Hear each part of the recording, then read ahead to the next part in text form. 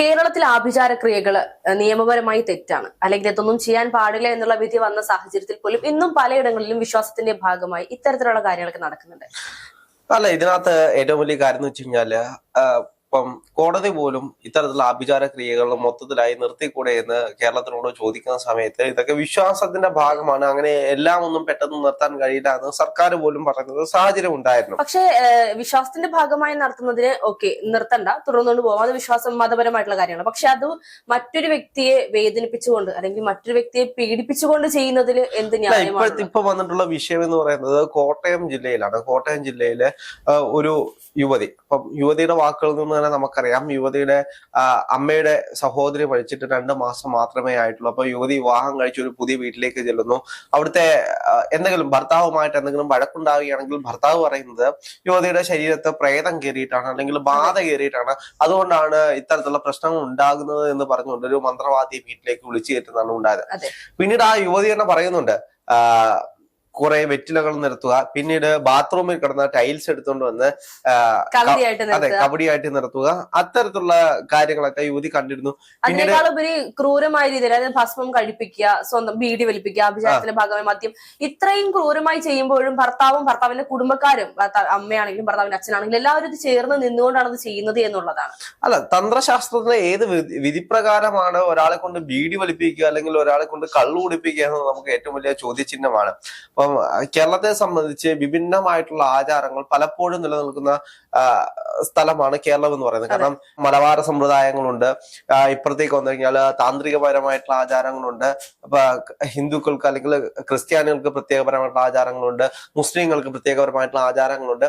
അങ്ങനെ വിഭിന്നമായിട്ടുള്ള ആചാരങ്ങളുള്ള സ്ഥലമാണ് കേരളം എന്ന് പറയുന്നത്. പക്ഷെ ഈ കേരളത്തിൽ തന്നെയാണ് നരബലി നടന്നത്. നരബലി നമ്മൾ കണ്ടതാണ്. അപ്പൊ അത്തരത്തിലുള്ള ക്രൂരമായിട്ടുള്ള കൃത്യങ്ങൾ, മനുഷ്യബലി നൽകുന്നതും മൃഗബലി നൽകുന്നതും അത്തരത്തിലെല്ലാം നടക്കുന്നത് ഇപ്പോഴും കേരളത്തിൽ തന്നെയാണ് എന്നത് മറ്റൊരു വസ്തുതയാണ്. ഈ ഒരു പെൺകുട്ടിയുടെ ഒരു വിഷയത്തിൽ നമുക്ക് നോക്കിയാൽ മനസ്സിലാവും, അല്ലെങ്കിൽ ഏത് വായിക്കുന്ന അല്ലെങ്കിൽ ഒരു വാർത്ത കാണുന്ന എല്ലാവർക്കും വരുന്നൊരു ചോദ്യം എന്ന് പറയുന്നത്, ഇത് വിശ്വാസത്തിന്റെ പരമായിട്ടുള്ള അല്ലെങ്കിൽ മതപരമായിട്ടുള്ള ആചാരത്തിന്റെ ഭാഗമായി യഥാർത്ഥത്തിൽ ബാധ കൂടിയതുകൊണ്ട് തന്നെ നടത്തിയ ഒരു ആഭിചാര ക്രിയയാണ് എന്ന് പറയാൻ സാധിക്കുമോ? കാരണം കല്യാണം കഴിഞ്ഞ് ചെന്നതേ ഉള്ളൂ ആ പെൺകുട്ടി, ഇത്രയും ക്രൂരമായ രീതിയിൽ ഈ പറയുന്ന പോലെ ഭസ്മം വായിൽ കുത്തി നിറക്കുക എന്നൊക്കെ പറയുമ്പോൾ ഇതൊക്കെ ഏത് ക്രിയയുടെ ഭാഗമായിട്ടാണ് നടത്തുന്നത്? തീർച്ചയായിട്ടും ഒരാളെ ശാരീരികമായിട്ടോ മാനസികമായിട്ടോ വേദനിപ്പിച്ചുകൊണ്ട് എന്ത് ക്രിയ ചെയ്തു കഴിഞ്ഞാലും അത് ഭരണഘടനാ വിരുദ്ധമായിട്ടുള്ള കാര്യങ്ങളാണ്, അത് ക്രൈം തന്നെയാണ്, നമ്മൾ മനസ്സിലാക്കേണ്ട കാര്യമാണ്. അപ്പം പ്രേതമുണ്ടോ ഭൂതമുണ്ടോ എന്നൊക്കെ നമ്മളോട് ചോദിച്ചു കഴിഞ്ഞാൽ ഇന്നും ആർക്കും ഉത്തരവില്ലാത്ത കാര്യങ്ങളാണ്. ഇപ്പൊ പ്രേതമുണ്ടോ അല്ലെങ്കിൽ ഭൂതമുണ്ടോ എന്നുള്ള കാര്യങ്ങളൊക്കെ അപ്പം ഇന്നും ചർച്ച ചെയ്തുകൊണ്ടിരിക്കുന്ന വിഷയങ്ങളാണ്. ആത്മാവുണ്ടോ, അത്തരത്തിലുള്ള കാര്യങ്ങളൊക്കെ. അപ്പം ചില ആളുകൾക്ക് ഇതുമായി ബന്ധപ്പെട്ട ഒരുപാട് അനുഭവം ഉണ്ടായിട്ടുണ്ട് എന്ന് പറയുന്ന ആളുകളുണ്ട്, അങ്ങനെ ഒന്നുമില്ല എന്ന് ആവർത്തിച്ച് പറയുന്ന ആളുകളുണ്ട്. അപ്പൊ ഇതിന്റെ എല്ലാം ചുറ്റുപാടിലാണ് നമ്മൾ ജീവിക്കുന്നത്. പക്ഷെ ഇത് ഉണ്ട് എന്ന് വരുത്തി തീർക്കുകയോ അല്ലെങ്കിൽ ഇല്ല എന്ന് കണ്ണടച്ച് ഇരുട്ടാക്കുകയോ ചെയ്യുകയല്ല വേണ്ടത്. അപ്പം ആ കുട്ടിക്ക് എന്തെങ്കിലും പ്രശ്നമുണ്ടെങ്കിൽ ആദ്യമേ ഒരു ഡോക്ടറിന്റെ അടുത്തേക്കാണ് കൊണ്ടുപോകേണ്ടത്. അല്ലാതെ ഒരു മന്ത്രവാദിയുടെ അടുത്ത് പോയി കഴിഞ്ഞാല് ഒറ്റ രാത്രി കൊണ്ട് പൂജ ചെയ്തോ മന്ത്രം ചെയ്തോ ഇങ്ങനെയൊക്കെ മാറ്റാൻ കഴിയുമെന്ന് നമ്മൾ ഒരിക്കലും വിശ്വസിക്കരുത്. പക്ഷെ കേരളത്തിലെ അവസ്ഥ അനുസരിച്ച് നോക്കുകയാണെങ്കിൽ ഇത് യഥാർത്ഥത്തിൽ ബാധ ഒഴിപ്പിക്കാൻ വേണ്ടി തന്നെ ചെയ്തതാണെന്ന് വിശ്വസിക്കാൻ കുറച്ച് ബുദ്ധിമുട്ടുകളുണ്ട്. കാരണം ഇപ്പോൾ പുറത്തു വരുന്ന ഒരുപാട് വാർത്തകളുണ്ട്, കല്യാണം കഴിഞ്ഞു പോയ പെൺകുട്ടിയെ സ്വർണത്തിന്റെ പേരിൽ അല്ലെങ്കിൽ മറ്റു പല കാരണങ്ങളുടെ പേരിൽ കുടുംബത്തിന്റെ പേരിലൊക്കെ വേദനിപ്പിക്കുന്നത് നമ്മൾ കാണുന്നുണ്ട്. അത് ഏറ്റവും അവസാനം അല്ലെങ്കിൽ ഏറ്റവും ഒടുവിൽ മരണത്തിലേക്ക് വരെ എത്തുന്നത് നമ്മൾ കാണുന്നുണ്ട്. അതിനൊരു പരിധിവരെ പെൺകുട്ടിയുടെ വീട്ടുകാർ ഇതിന് ഭാഗമാണെങ്കിൽ പോലും. പക്ഷേ ഈ ഒരു കേസിൽ ഇത്തരത്തിലുള്ള ക്രൂരമായി ഒരു പ്രവർത്തനം എന്ന് പറയുമ്പോൾ സ്വാഭാവികമായും പെൺകുട്ടിയെ മനഃപൂർവ്വം ടോർച്ചർ ചെയ്യാൻ വേണ്ടി തന്നെ ഭർത്തൃ വീട്ടുകാർ ചെയ്തതായിരിക്കില്ല. ചിലപ്പോൾ ആയിരിക്കാം, നമുക്ക് അതിനെപ്പറ്റി കൃത്യമായിട്ട് ഒന്നും പറയാൻ കഴിയില്ല. അത് എന്ത് തന്നെയാണെങ്കിലും പോലീസ് റിപ്പോർട്ട് തേടിയിട്ട് പറയേണ്ട കാര്യങ്ങളാണ് ഇതൊക്കെ. ഇവിടെ ഏറ്റവും വലിയ വിഷയം എന്ന് പറയുന്നത് ഇത്തരത്തിലുള്ള ദുരാചാരങ്ങൾ ഇപ്പോഴും കേരളത്തിന്റെ പല ഭാഗങ്ങളിലും നിലനിൽക്കുന്നുണ്ട്. കേരളത്തിൽ മാത്രമല്ല, ഇന്ത്യയുടെ പല ഭാഗങ്ങളും ഇത്തരത്തിലുള്ള ആചാരങ്ങൾ നിലനിൽക്കുന്നുണ്ട്. ഇതിനെ നമ്മൾ ഐഡന്റിഫൈ ചെയ്യേണ്ടതുണ്ട്, പരിവർത്തനപ്പെടേണ്ടതുണ്ട്. കേരളം ഇന്നും പരിവർത്തനപ്പെടേണ്ടതുണ്ട്. അപ്പൊ മാറ്റങ്ങൾ അനിവാര്യമാണ്. കാരണം ഇത്തരത്തിലുള്ള ചിന്താഗതികൾ ഇപ്പോഴും മനുഷ്യന്റെ മനസ്സിലുണ്ട്. ഇപ്പൊ എന്തെങ്കിലും പ്രശ്നങ്ങൾ ഉണ്ടാകുകയാണെങ്കിൽ അപ്പോൾ തന്നെ അത് പ്രേതം കൂടിയതാണ് അല്ലെങ്കിൽ ബാധ കൂടിയതാണ് എന്ന് പറഞ്ഞുകൊണ്ട് മാറ്റി നിർത്തപ്പെടുകയല്ല വേണ്ടത്. ചിലപ്പോ ശരീരത്തിലുണ്ടാകുന്ന എന്തെങ്കിലും ഹോർമോണൽ ചേഞ്ചുകളാകാം, അല്ലെങ്കിൽ എന്തെങ്കിലും വൈറ്റമിൻ ഡെഫിസിറ്റി ആവാം. അപ്പൊ അത്തരത്തിലുള്ള കാര്യങ്ങൾ കൊണ്ട് എന്തെല്ലാം പ്രശ്നങ്ങൾ നമ്മുടെ സമൂഹത്തിൽ ഉണ്ടാകുന്നുണ്ട്. ഇപ്പൊ വരുന്ന തലമുറ എടുത്ത് നോക്കി കഴിഞ്ഞാൽ ജെൻസി തലമുറകൾ വരുന്നുണ്ട്.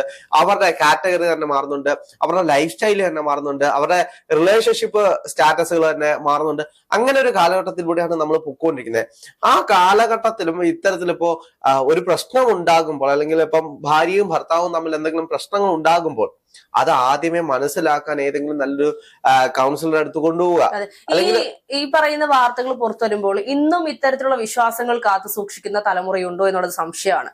അച്ഛനും അമ്മയും അത്തരത്തിൽ ചിന്തിച്ചു എന്ന് പറഞ്ഞാൽ പോലും നമുക്ക് മനസ്സിലാക്കാൻ സാധിക്കും. പക്ഷെ ഭർത്താവ് കൂടി ഈ ഒരു രീതിയിൽ ഭാര്യയ്ക്ക് ബാധയാണ് എന്ന് പറഞ്ഞുകൊണ്ട് കൂടെ നിൽക്കുമ്പോൾ അത് നമുക്ക് ബാധ കൊണ്ട് തന്നെയാണെന്ന് വിശ്വസിക്കാൻ കുറച്ച് ബുദ്ധിമുട്ടുണ്ട് എന്നുള്ളതാണ്. ഒരുപക്ഷെ ഈ പറയുന്ന പെൺകുട്ടിയോടുള്ള ഭർത്താവിന്റെ ഇഷ്ടക്കുറവോ അല്ലെങ്കിൽ കുടുംബക്കാരുടെ ഇഷ്ടക്കുറവോ ഈ ഒരു രീതിയിലേക്ക് എത്തിയതായിരിക്കാം. കാരണം ബാധ ഒഴിപ്പിക്കാൻ വേണ്ടിയാണെങ്കിൽ, എന്റെ ഒരു സംശയമാണ്, ബാധ ഒഴിപ്പിക്കാൻ വേണ്ടിയാണെങ്കിൽ ഇത്തരത്തിലുള്ള കള്ള മന്ത്രവാദി ഉപയോഗിക്കുന്നതിൽ എന്ത് ലോജിക്കാണുള്ളത്? തീർച്ചയായിട്ടും. കാരണം നമുക്ക് ഇന്നോ നാളെയോ കൊണ്ട് പെട്ടെന്നൊരു ദിവസം കൊണ്ട് തുടച്ചു നിൽക്കാൻ കഴിയുന്നതുമല്ല ഒന്നുമല്ല കേരളത്തിലെ വിശ്വാസങ്ങളാണെങ്കിലും ആചാരങ്ങളാണെങ്കിലും ഇത്തരത്തിലുള്ള കാര്യങ്ങളാണെങ്കിലും. ഇതിൽ ഒരുപാട് തട്ടിപ്പ് സംഘങ്ങളുണ്ട്, ലക്ഷങ്ങൾ കോടികൾ വാങ്ങിക്കുന്ന ആളുകളുണ്ട്. ഇത്തരത്തിൽ ഓരോ പേരും പറഞ്ഞ് ആളുകളുടെ കയ്യിൽ നിന്ന് ലക്ഷങ്ങളും കോടികളും തട്ടുന്ന ഒരുപാട് ആളുകളുണ്ട്. ഈ വിശ്വാസത്തിന്റെ പുറത്ത് വിശ്വാസം മുന്നിൽ നിർത്തിക്കൊണ്ട് ഇന്നും ഇന്ത്യയിൽ ഒട്ടാക്കി എന്ന് പറയുമ്പോൾ പോലും കേരളത്തിലാണെങ്കിലും ഈ പറയുന്ന വിശ്വാസം മുന്നിൽ നിർത്തി ഒരുപാട് പണം സമ്പാദിക്കാൻ സാധിക്കുന്ന ഒരുപാട് വഴികൾ കേരളത്തിലെ ജനങ്ങളുടെ മുൻപിലുണ്ട് എന്നുള്ളത്. അതെ, സ്പിരിച്വാലിറ്റി എന്ന് പറയുന്നത് ഇന്ന് ഏറ്റവും വലിയ ബിസിനസ് മേഖലയായിട്ട് വളർന്നുകൊണ്ടിരിക്കുകയാണ്. ഇന്ന് ഒരുപാട് ആളുകൾ പ്രാക്ടീസ് ചെയ്യുന്ന ഒരുപാട് കാര്യങ്ങളുണ്ട്. പക്ഷെ അതിലേക്കൊന്നുമല്ല നമ്മൾ പോകേണ്ടത്.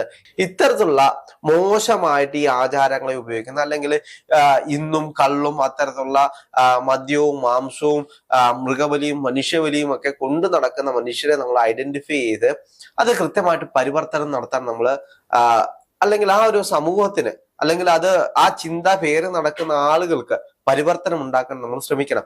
കാരണം ഇത് നമ്മൾ മനസ്സിലാക്കേണ്ട ഒരു കാര്യമുണ്ട്. ഇത് കാലാകാലങ്ങളായിട്ട് മനുഷ്യന്റെ തലയിൽ ഉറച്ചുപോയ വിശ്വാസങ്ങളുടെ ചില കെട്ടുപാടുകളാണ്. ഈ കെട്ടുപാടുകളിൽ നിന്നും പുറത്തേക്ക് കടക്കാൻ മനുഷ്യർക്ക് വളരെ ബുദ്ധിമുട്ടാണ്. ചില സമയങ്ങളിൽ മനുഷ്യർക്ക് ഈ വിശ്വാസങ്ങൾ കൂടിയേ തീരും. അപ്പോൾ അവരുടെ വിശ്വാസങ്ങൾ അവരെ മുന്നോട്ട് നയിക്കുന്നുണ്ടെങ്കിൽ ആ വിശ്വാസങ്ങൾ അവർ പേരുന്നതിന് വിഷയങ്ങളൊന്നുമില്ല. പക്ഷെ ഇത്തരത്തിൽ പോകുമ്പോൾ ഇത്തരത്തിലുള്ള കള്ള സന്യാസിമാർ അല്ലെങ്കിൽ കള്ള മന്ത്രവാദിമാർ ഇവരുടെ പക്കൽ പെട്ടുപോകാതിരിക്കാൻ നമ്മൾ ശ്രമിക്കണം. കാരണം പൈസ മാത്രമല്ല, ഇത്തരത്തിലുള്ള കാര്യങ്ങളിലേക്ക് പോകുമ്പോൾ നമ്മൾ ശ്രദ്ധിക്കേണ്ട കാര്യമുണ്ട്. ഇവര് ജെന്യുവിൻ ആണോ, അല്ലെങ്കിൽ ഇവര് ചില ആളുകൾ ഇത്തരത്തിലുള്ള ആളുകളെ ഉപയോഗിച്ചുകൊണ്ട്, അതായത് വ്യാജ മന്ത്രവാദിമാരെ ഉപയോഗിച്ചുകൊണ്ട് പലതരത്തിലുള്ള ആളുകളെ പറ്റിക്കുന്ന നമ്മൾ കണ്ടിട്ടുണ്ട്.